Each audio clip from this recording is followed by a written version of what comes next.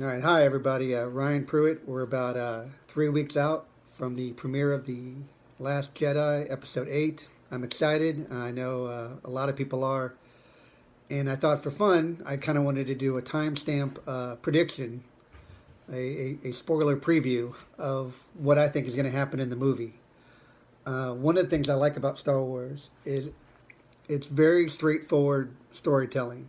It's a roller coaster ride. You know, the original trilogy, in Star Wars, A New Hope, we were with in the characters' lives for maybe a week maybe from the time that R2 and C-3PO crashed on Tatooine to when Luke blew up the Death Star. We were in the characters' lives about a week. It's a snippet of their life. It's a fast-paced roller coaster ride, but it's a straightforward narrative, and all the movies follow a basic three-act structure. The Force Awakens, the three acts were very distinct. You had what happened on Jakku, you had Maz Kanata's planet, and then you had Starkiller Base. Act 1, Act 2, Act 3. Um, One of the other things I always like about Star Wars is they always have these little twist of fate moments. Empire Strikes Back, which I think The Last Jedi will echo, not scene by scene, but there'll be some nods to Empire Strikes Back. But early in Empire Strikes Back, a lot of people don't remember, or you kind of forget, that Han was never going to go with Leia. Han was, when Hoth was attacked, Han was escorting Leia to her transport ship, and then he was going to go off on his own. But the block of ice fell, he couldn't get to the ship. Han and Leia end up escaping together. And they escape together, they fall in love, they end up with Kylo, they end up with Ben, Kylo Ren. But that little twist of fate moment, it doesn't happen unless, that's just, but, chance. And, Han talked about in A New Hope that, he didn't believe there was some all-powerful force controlling his destiny. But in the movies, there are these little forks in the road that change your whole life. And I think we're going to see that kind of moments in The Last Jedi. So anyway, the main acts of The Last Jedi, you have Octo, the planet of where Luke and Rey are on. You have Canto Bight, which is it sounds like kind of the Las Vegas casino underground world. And then you have Crate, which is the planet with the red dust and where, it looks like the final battle is going to happen. And so Act 1, it's going to open, the opening credits. Obviously, you have the three paragraphs. And the three paragraphs are pretty easy to break down. You're going to have one paragraph on Snoke and Kylo Ren. Starkiller Base has been destroyed. Kylo has been injured. And Snoke, Admiral Hux, and Kylo have retreated. And Kylo Ren is recovering from his injuries. Snoke is upset with him for losing to Rey. And losing Rey. Second paragraph is going to be Leia and the Resistance. You got Leia and Poe. The Resistance is alive, but the Republic that they were formed to protect is gone. The leadership is gone. The Hosnian Prime system is gone. And so there's a vacuum of leadership, and there's what do you do when you have an army but no nation to defend? The nation's gone, but the army is still active. And then the third paragraph, of course, is going to be Rey. Having found Luke had vanished, did not want to be found. A map was put together of his location. Rey and Chewie and R2 have arrived on Octo to find the last Jedi, Luke Skywalker. And those are your three paragraphs. So Act 1, you're going to have Rey and Luke meeting. Luke. Oh, actually, I think the opening scene is actually going to be in space with the remnants of the First Order returning to Snoke. And I think it's going to start off with Kylo in front of Snoke. Snoke basically bitching him out. You failed me. You need more training. And it's a scene where in the Red Room, Kylo picks up his lightsaber and he has his helmet on. When he leaves the chamber, that's when he at the beginning of the movie, that's when Kylo Ren is going to take off that helmet, think about it, and be like, kill the past. And he's going to smash the helmet. And he's going to go the rest of the movie with no helmet on. Then you have Rey and Luke. Rey's going to hand Luke or attempt to hand Luke the lightsaber. He's going to say, "Who are you?" He's going to be very reluctant, not interested, not curious. He's going to be aware of a lot of what's going on, but he has tuned himself out and been by himself for a reason. He does not want to be involved. He will not take the lightsaber. He'll assess her and talk to her, but he's not big on this whole idea. Chewie and R2 is going to stay with Luke. Chewie is going to be find the little porgs on the island and maybe befriend one, and maybe it's like a therapy pet now that Han's gone and he needs some kind of companion, which I think is great. I love the porgs. Chewie and the Falcon won't stay long on Ahch-To. They're gonna be leaving to go to Han's funeral and reassemble with the Resistance. Rey, even though Luke has shown no interest in training her, Rey's gonna stay as a sign of I'm here to learn, I'm here to seek out, I'm staying. So Han and the Falcon leave. Canto Bight is either going to be where Han's funeral is at, or after the wake, like the wake of the funeral, where the Resistance will assemble, and the First Order is going to know or get intel that that's where they're at, and the First Order is going to strike in the space around Canto Bight. And this is the aerial battle where you see Kylo Ren in his TIE fighter without the helmet on. And as he's buzzing the resistant warships, he comes close to Leia. And he does sense her. And I think that is him about to fire on her, but he withholds because being that close to Leia, he can sense that she has seen the map.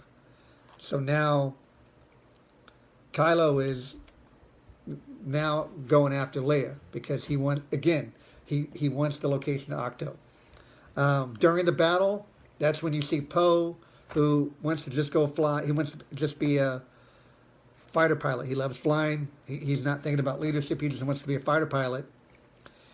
He runs out to the hangar bay to get into his ship, and it explodes. And he's not able to go out and do his normal thing, so he has to stay on the ship with Leia. And I can't remember her name, but the Laura Dern character, the Admiral Hilo. But so you're going to have Poe, Leia, and Laura Dern are going to be their own unit on one of the command ships that's fighting the First Order. During the battle, you're going to have Finn, who has now woken up, wants to know where Rey's at. She's gone. He's looking for his purpose. He doesn't know what he's doing.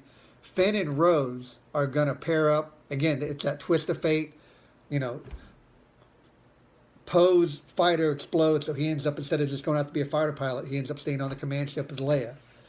Finn and Rose are going to be thrown together during the attack. They're going to end up in the same ship together, and they're going to escape down into Canto Bight, into this casino planet. And that's Act 1. Act 2 is going to be Rey and Luke actually training. And Rey's going to start on her inner voyage, where she does the walkabout. She's learning about the Journal of the Wills and the Force and the Force Tree. Finn and Rose will be undercover, and on Canto Bight is where they will meet DJ, played by Benicio del Toro. DJ is going to get them undercover into the Empire, into the First Order battleship. Poe, Leia, and Laura Dern are going to arrive on Crate. And there's going to be a political debate about who is the next leader.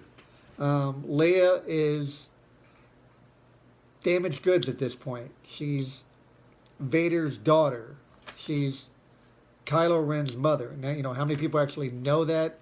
We're not sure, but there's going to be, for different reasons, Leia might not be the right leadership. There's going to be this is where the politics come in that storyline of Poe, Leia, and Laura Dern.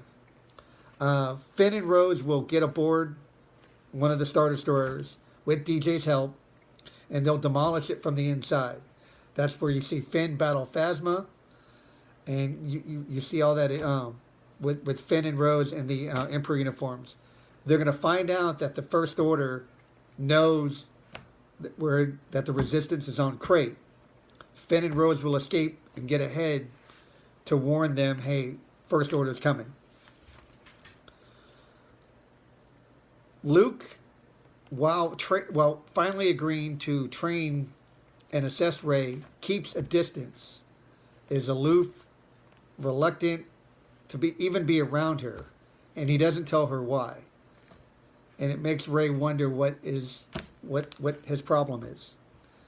Act 3 is the First Order strike on Crate. That's when you saw the walkers coming, the ships with kicking up the red dust. That's where you see, you see the Falcon, you see Poe, you see Finn, you see Rose, in that battle, and they're each in their own little vehicles. That's the big battle going on there. Kylo has come to Crate with that strike force to find Leia. That's when there's an overhead shot. You see Kylo walking in with the troops behind him, very much like Vader on Hoth. But instead of Act 1, in this movie, it's in Act 3. But Kylo's going to confront Leia. He's going to get the location of Octo from her. But she's going to escape. I think she's going to push him away. She's going to use her force powers in some form to escape from him. Kylo, now having the location of Octo, is with the Knights of Ren headed there. And through Leia's distress, or maybe just through their connection, Luke and Rey are going to know that Kylo Ren and the Knights of Ren are on their way. And then you're going to have your final big battle scene of Kylo Ren and the Knights of Ren versus Luke and Rey. And I think this is where you're going to see Luke. This is the fun part. You're going to see Luke go off. I think it's going to be like Vader at the end of Rogue One. It's the Luke we've been waiting for. Again, not even with the lightsaber. He don't even need a lightsaber. He's going to be, all through the movie, there's a theme about power and how dangerous power can be. And it's something that Luke, throughout the movie, is going to be trying to explain to Rey. She's going to see Luke in full power mode. And he's going to wipe them. He's going to wipe out the Knights of Ren. And during the battle, Kylo is going to tell Rey that it was Luke who killed her parents. And he's the reason, directly or indirectly, that she got left on Jakku. And having just seen Luke do all this, and throughout the movie, Luke being distant and reluctant to engage her, she's going to believe it. Or she's going to at least think it's possible. And she's going to agree either, in some form, I think she's going to agree to go with Kylo. She no longer trusts Luke. The Knights of Ren are dead. She's going to go with Kylo to Snoke. Kylo's going to turn Rey over to Snoke. That's when you see Snoke torturing her. And Luke feels it. And that's the last you're going to see. So I think the final scene of Rey is going to be what we saw of her being tortured by Snoke with Rey looking on, or with Kylo looking on. Laura Dern, Poe, Finn, Rose, Chewie, and the Falcon are going to reassemble the Resistance after the Battle of Crate. Poe and Laura Dern are now the new leadership. Leia is now the one who has disappeared. And I think the last scene, to kind of bookend with the first movie, it's going to be Luke gathering his things onto an X-Wing with R2, and the last thing he's going to grab is his lightsaber, and it's going to be right there beside him, and the movie's going to end with him leaving Octo, boom, into hyperspace. Is he going to meet the Resistance? Is he going directly after Rey? Is he going somewhere else? We don't know. That's the movie. I think that'll be the general beats of the movie. There'll be some surprises, but there's not going to be. I won't get into what it won't be.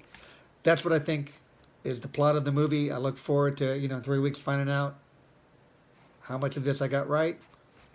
And thanks for listening. And enjoy the movie. And I really hope I'm right. We'll see. All right. Thank you.